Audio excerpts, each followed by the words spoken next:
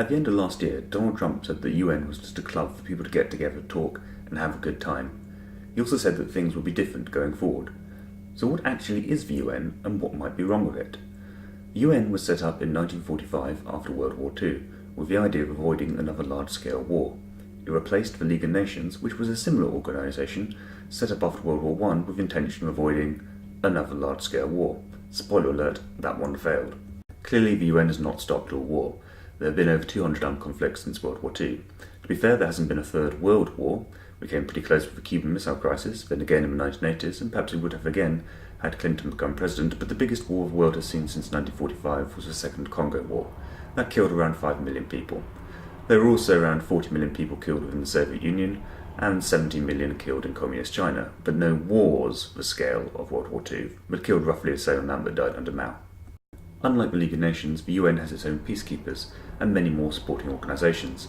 There's the General Assembly, that's where countries get together to discuss and vote on propositions. These are usually symbolic statements about shared opinion. They can refer issues to the Security Council. The Security Council seeks to maintain peace. It's made up of 15 members, 5 are permanent. America, China, France, Russia and the UK. The 5 permanent members have veto powers over resolutions. It's the Council that can dispatch peacekeepers. Peacekeepers are made up from troops provided voluntarily by member states. It also leads on international sanctions. The Economic and Social Council promotes economic and social development.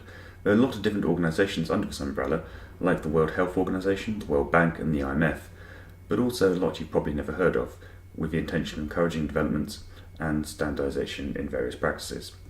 The Secretariat collects information and undertakes studies, and the International Court of Justice adjudicates disputes among states as well as determining on war crimes. How much does all this cost? The central budget is just over $5 billion a year, but once you add in the broader functions, it comes in at around $42 billion. That's quite small in government terms, that's less than 5% of the UK government's budget, but it's quite big in private sector terms, that's 3 times what it takes to provide the UK with water and sewage services. So the cost is one criticism. There's also been a few scandals. After the Haiti earthquake, the UN sent support. Unfortunately, they also brought cholera, which killed 10,000 people and hospitalised over 400,000 more. The UN did not pay any compensation as it's protected by diplomatic immunity. As well as cholera, there were cases of child abuse from UN peacekeepers in Haiti.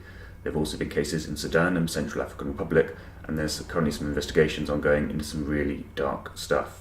There were accusations of UN officials taking kickbacks from the Oil for Food programme it oversaw in Iraq.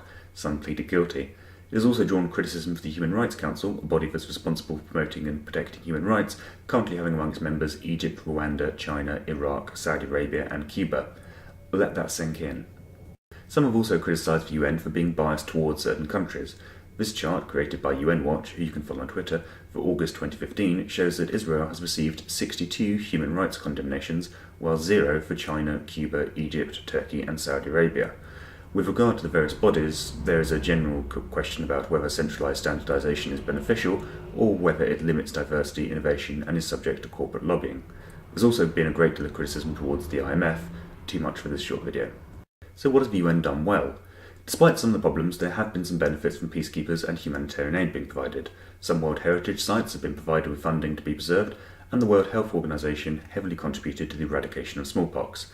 Now these are good things. The question is, could they be accomplished through other means? Much of this could have been done through voluntary charities, or in the instance of peacekeepers, having allied countries provide help to each other outside of a formal structure.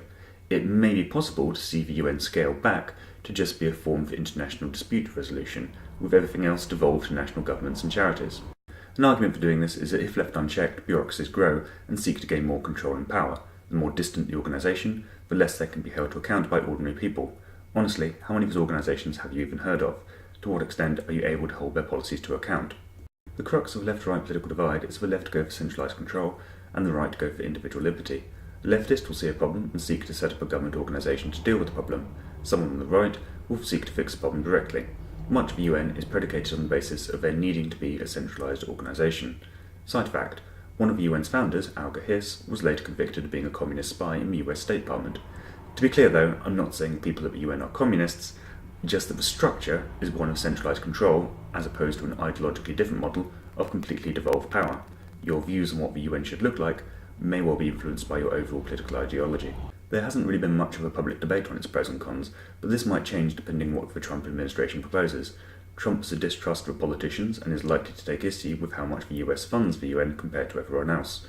so he may want the UN to be somewhat thinner in scope. So what would you like the UN to look like?